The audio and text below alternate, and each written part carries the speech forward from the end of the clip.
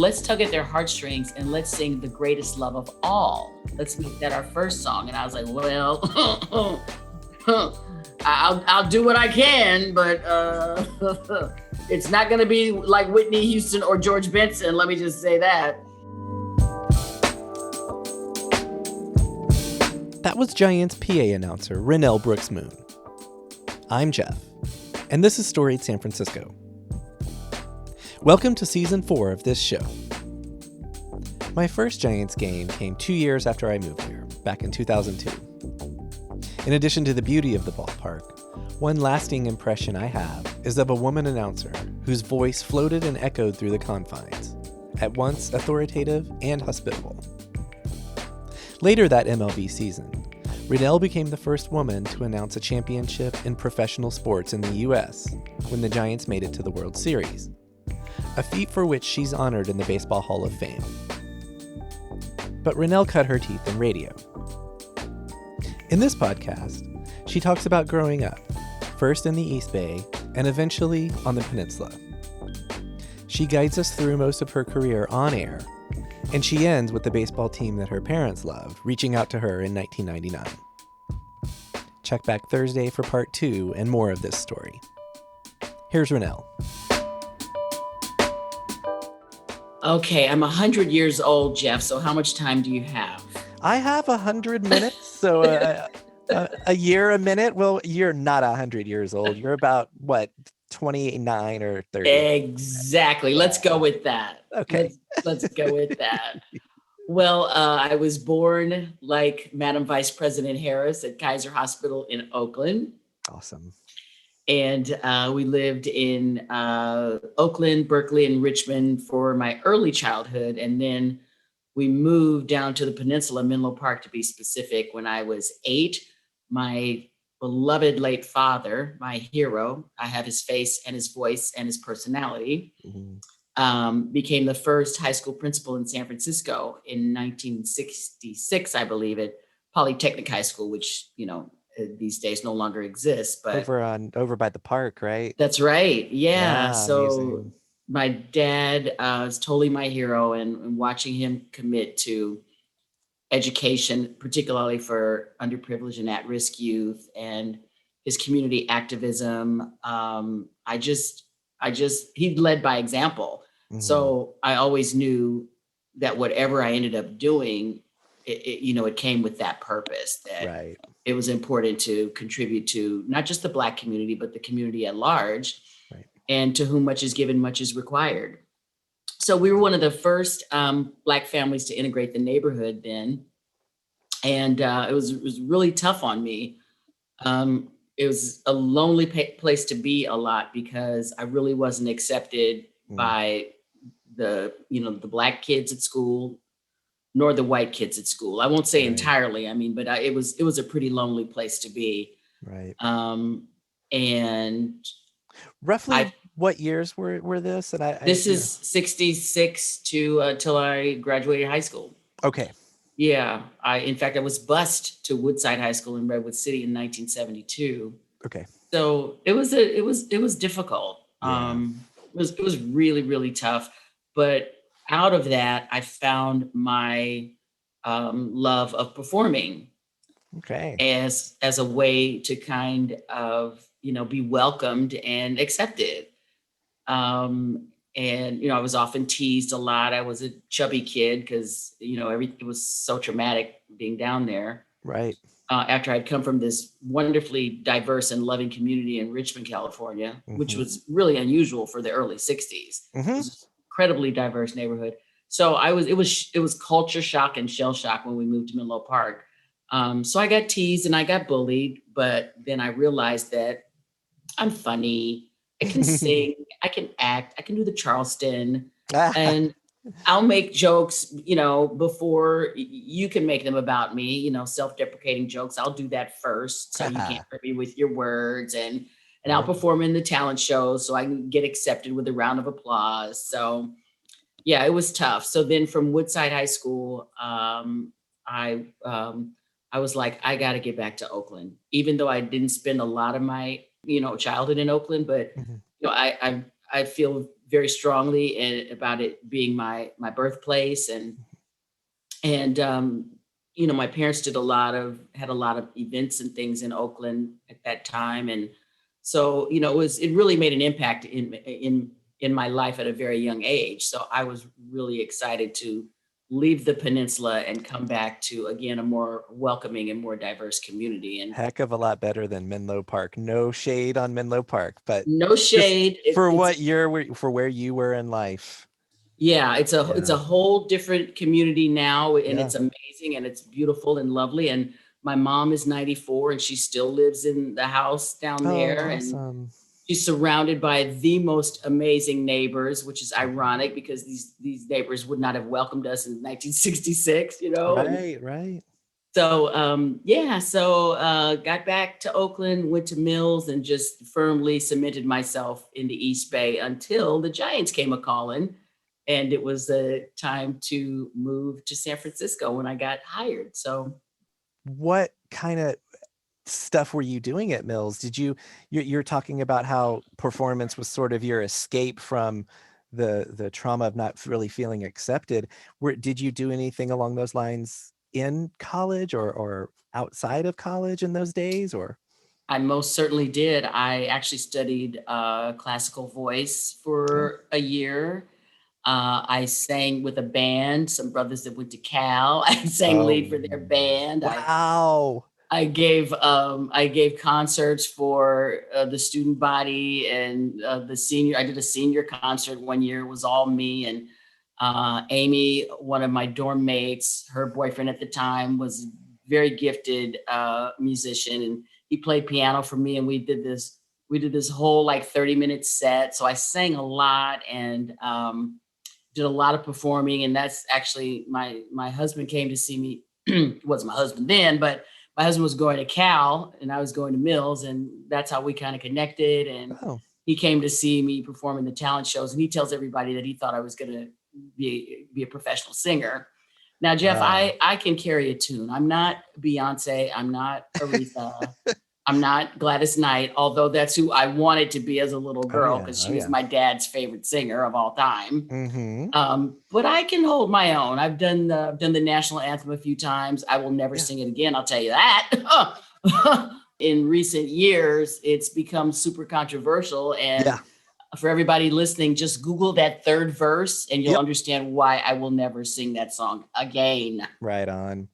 But I did it for the A's a few times, and I did it for the Raiders 3 times. And the third time I did it was Raiders, Green Bay Packers, Monday Night Football, game the day after Brett Favre lost his dad and just went off that night. I don't know if you remember that game. It was absolutely spectacular. And, Raider Nation, we are super diehards, but we're also what's not really publicized is how compassionate we really are. I mean, there's a lot of bad press about what happens on game days, but that's just a few knuckleheads. I mean, we were season ticket holders for, 20 plus years when they came back. And it's really just, it represents Oakland. It's diverse. It's working class. It's, it's just everybody. It's every ethnicity and every age. And it's just a family out there when we tailgate. If you're out of mustard, you just go down the road and somebody give you some mustard. I mean, it's just fantastic. So, and that's something I also wanted to kind of went on a crusade about when I was on KMEL, is to show the Oakland that I've always known. But that night that Brett Favre was so extraordinary, and we knew what he was going through, and we knew his dad was carrying him that night. And, by the third quarter, the Raider Nation was all in and just embracing what was a magnificent performance at a most difficult time in his life. Wow. Can we go back just quickly? I'm curious, those bands that you were a band, is there a way to hear that stuff?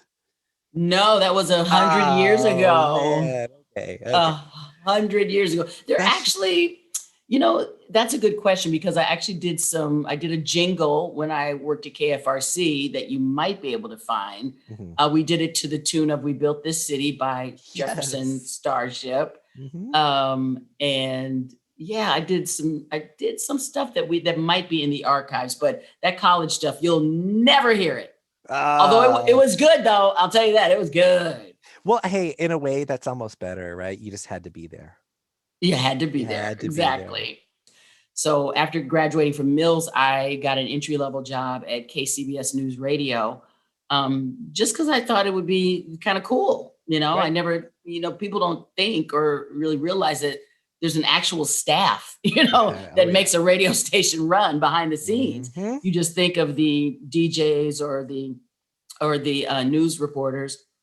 And I just loved every minute of it. I was an English literature major. I thought I was going to follow my parents' footsteps and be an educator. My mom was a middle school teacher, so my parents were career educators. Mm-hmm. But then it just wasn't feeling right at that time. And I went to a job fair put on by the Urban League in Oakland. And I wish I could contact that counselor, because he's just as responsible as anybody else for the career that I have now. And he was like, "Have you ever thought about working in radio?" And Jeff, the answer was no, because again, you don't think that there's like a community relations and a public affairs department and, mm-hmm. Traffic and continuity and sales, and in promotions. And I was like, this is amazing.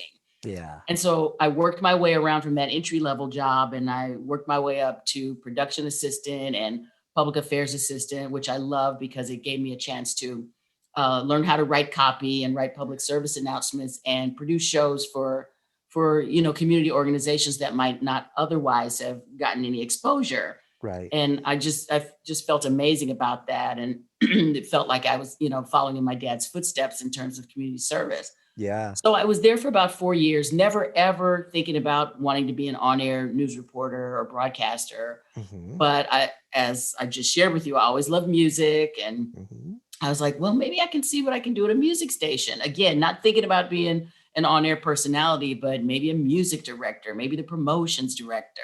Mm-hmm. And I ended up getting a sales assistant position at KFRC just to get my foot in the door and see how I could maneuver. Okay. And it totally paid off, because eventually I landed in the public affairs department and ran that department when one of my mentors, the great Joanne Green, was on maternity leave. And I held that job down for a while until she came back. And that was actually the first on-air opportunity I got. Because back then, Jeff, there was, on Sunday mornings, there would be a block of community programming, right? Community affairs programming. And at KFRC, it was a block that represented, every community in San Francisco. Okay. The Black community, the Hispanic community, the Asian community. It was just everything. It was like about 6 or 7 shows in a row that ran from 5A to 9 or 10A on Sundays. Yeah. And so there was a cost cutting move. And so, because all those shows were from independent contractors. Mm-hmm. So the program director decided he wanted to do these shows in-house. And he asked me, since I was public affairs coordinator, if I would like to do the show called Bayview, a look at the issues and concerns of the Bay Area Black community. Oh, okay. And so it was easy for me because I love to talk and I'm a people person, and it wasn't live, it was recorded. Just reading copy, scripts right.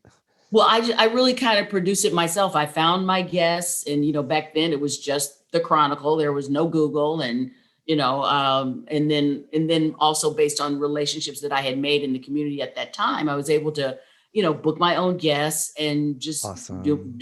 Produce my own show. How exciting. Oh my God.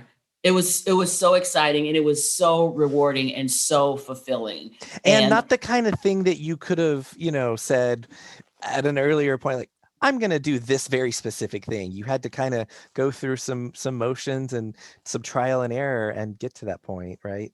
Yeah. Had I not, had my public affairs experience, and, again, I produced some shows at KCBS, and, just KCBS was like, it was like an internship. I learned everything about radio in the 4 years I was there. It was absolutely magnificent.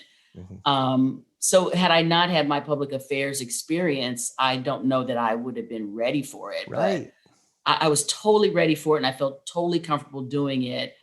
And then the Christmas party, 1985, I'm singing with the band again, Jeff. Okay. We put together an employee band, the chief engineer, Albert Lord, my dear brother, because I think I had done the jingle. I actually can't remember how they found out that I sing. And Albert says, well, we've got all this talent here. Let's put together a band and let's do a whole like 30-minute set at the staff Christmas party. Yes. Which was at the Fairmont. Back in those days, they could spend the money and it was just fabulous. So we did a 30-minute Motown review, but the first song that Albert gave me the confidence to sing, he says, well, let's tug at their heartstrings and let's sing The Greatest Love of All. Whoa. Let's make that our first song. And I was like, no I'll do what I can, but it's not going to be like Whitney Houston or George Benson. Let me just say that. But I got through it, and then we did a Motown review. It was so much fun, Jeff, because we rehearsed like after work, and oh my God, it was just those were the days when radio was such a community and it wasn't so competitive, and everybody really supported each other and wanted the best for each other. And that leads me to the great Dave Sholin, the Duke, Dave Sholin, who had a legendary career on air at KFRC and was the program director at the time. After that Christmas party, he said, Renel, have you ever thought about being an on-air personality? And I was like, no, because, I grew up in the, early 60s. There were no women on the radio. There were no women on television. There were no women in sports. And there certainly weren't any women of color that I could have looked up to. Right. So I was like, no, of course I never thought of it. And he said, well, I want you to come in early before you start your public affairs job. Work with Albert Lord, who's our chief engineer at the time, and another producer, Tim Jordan, and they'll help you make your demo tape, and then we'll go from there. Now, I don't think that would happen today because, like I said, it's so competitive now, and it's just a whole different, it's a very less familial vibe than it was back then. I'm so lucky that I had, men that saw something in me that I didn't see in myself and that were willing to help me achieve that goal. Yeah. You'd probably have to come in with reels or demos or something and a resume and everything else. But you were fortunate enough to have someone who believed in your potential. That's amazing. And he's still in my life today. He's still my great dear friend and mentor. I mean, I owe so much to him. And awesome. It was fantastic. And to the guys that helped me. And then Dave put me on the air. And you're right. You got to send in a demo tape and reels and stuff. And I didn't have any of that. But David, not only had he seen me perform with the band at the Christmas party, but apparently I was very entertaining in the coffee room and at the coffee machine. Right. Apparently, I guess I was doing like stand-up comedy and like recapping episodes of All My Children for colleagues. So he was watching me. He was watching me the whole time. You put the personality in on-air personality. I guess I did. Well, he saw something in me that I had no idea that I could translate it to the airwaves. Right. And after the week, I gave him the demo tape. And a week later, he put me on the overnight weekend shift. Okay. And Jeff, I have to tell you, the minute I opened that microphone at midnight on a Friday night, and said those legendary call letters, 610 KFRC. This is, are you ready for it? Rockin Renel. That's right. That's right, people. Woo. It was a straight up top 40 format, and I was Rockin Renel. Oh, and what year was this? You said mid to late 80s? 1985. 85. I so wish I lived here then, but yeah, you just had to be there.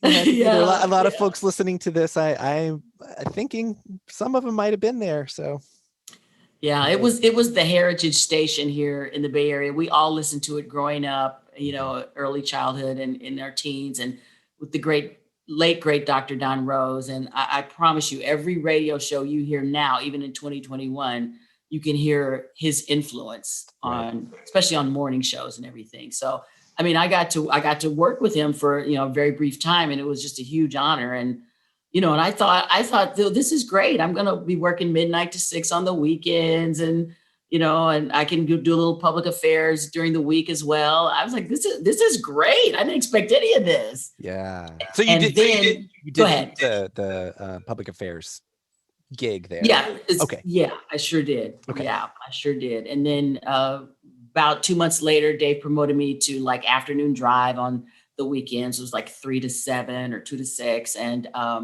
we had a mobile studio. I remember we called it the Sturgeon, and we did a lot of live broadcasts. And the first time I did that, I loved it because now once again I have a live audience, right? Yeah. Something about that live audience that I've loved since my mother would say since I was 2 years old. Right.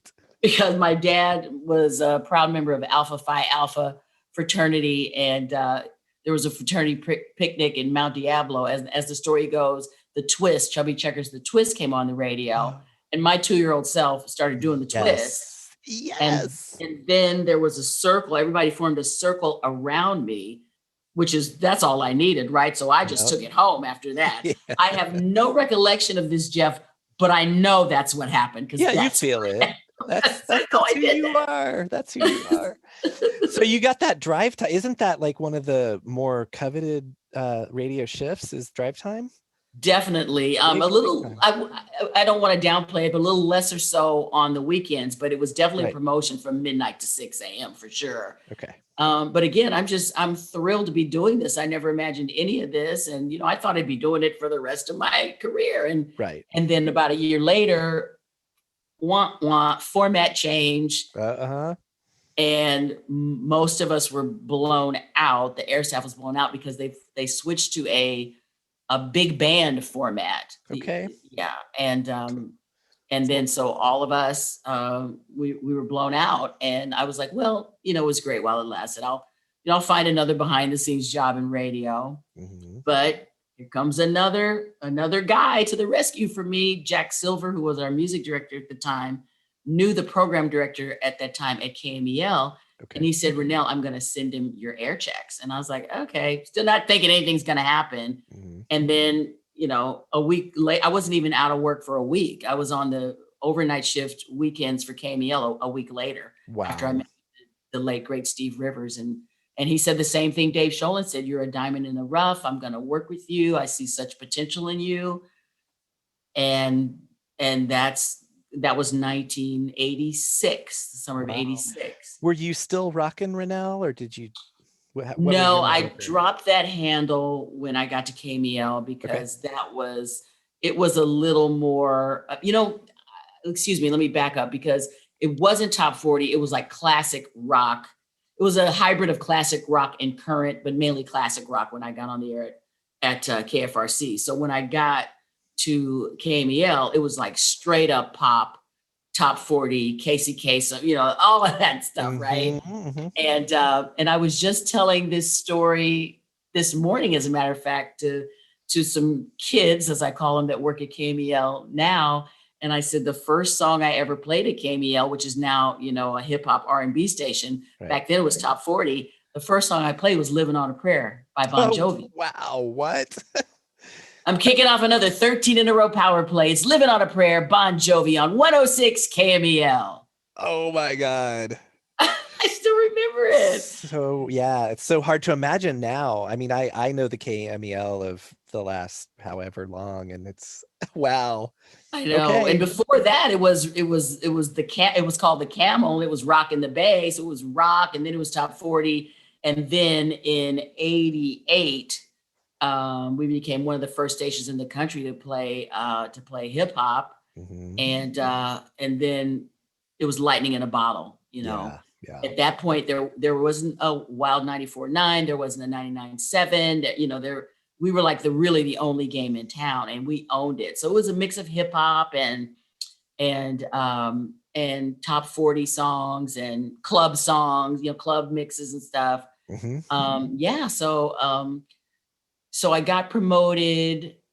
Steve Rivers left. There's like this history of like this abandonment thing, with the guys that hired me, and he left for another position. So the PD that came in after him, he actually promoted me to 10P 2A weeknights. And then in 88, I filled in for my dear friend Sue Hall.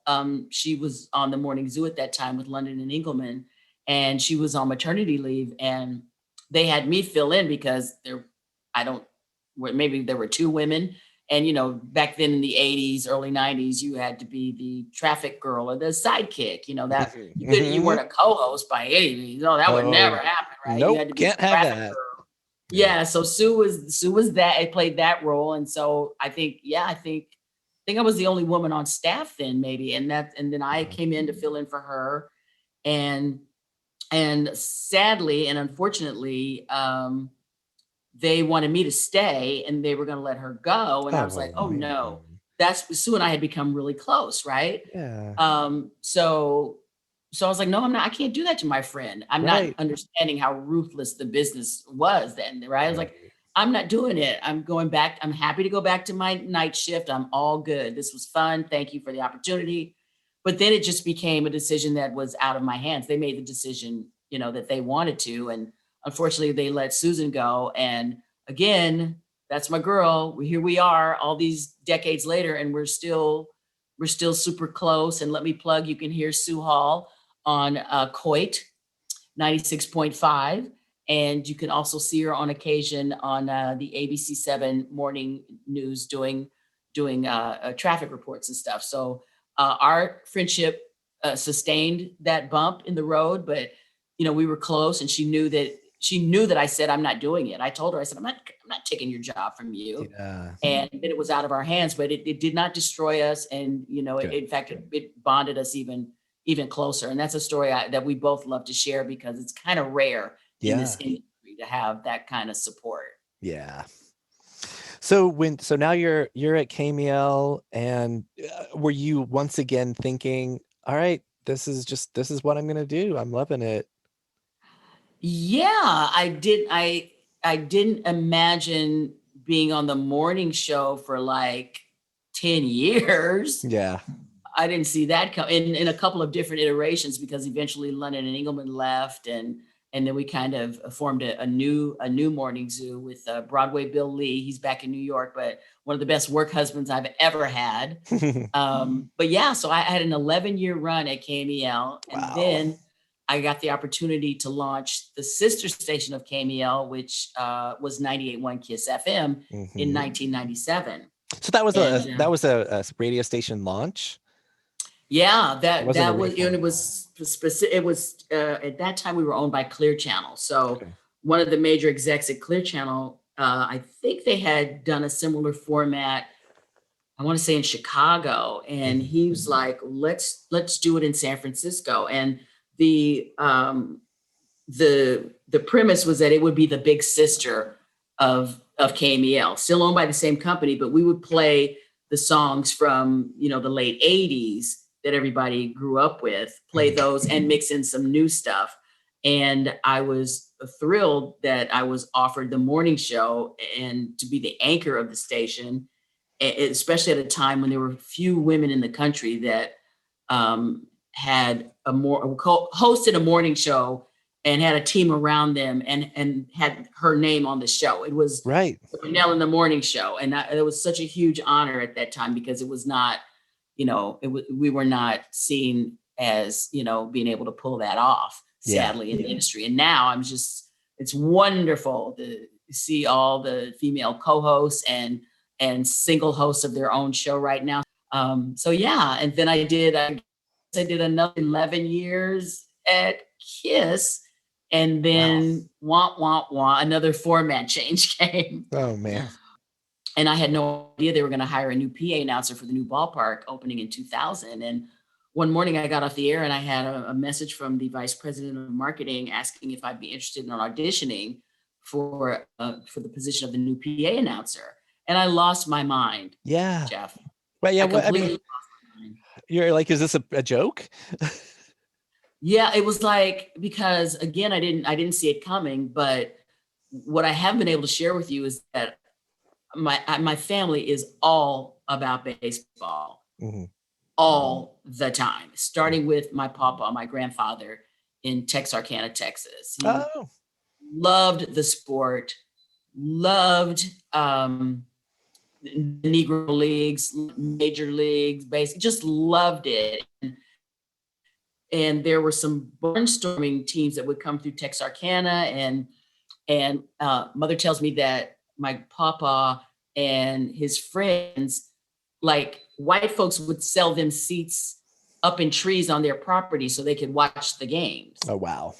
Yeah. And so my papa did that. And the other thing too is my papa had a 3rd grade education, but he could read that sports page like nobody's Oh, business. yeah, he could.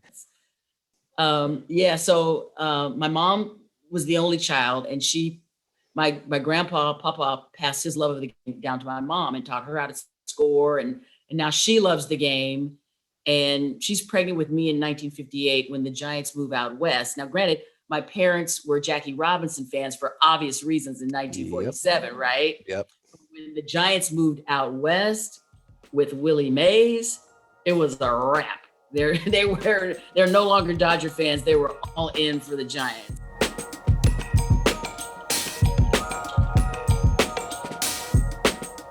That was Renel Brooks Moon. Join us Thursday for part 2, when Renel will tell us all about her 2 decades plus with the San Francisco Giants. Music for the podcast was produced, performed, and curated by Otis McDonald. Original photography is by Michelle Kilfeather. Aaron Lim of Bitch Talk Podcast is our contributing producer. The show is produced and hosted by me, Jeff Hunt. Now in our 4th season, we have nearly 150 episodes available on our website, storiedsf.com, or wherever you listen to podcasts. If you can, subscribe, rate, and review our show so that we can reach even more folks. And if you'd like to drop us an old-fashioned email, we'd love it. The address is storiedsf@gmail.com. Thanks for listening. Stay safe, stay strong, stay healthy, and we'll see you next time.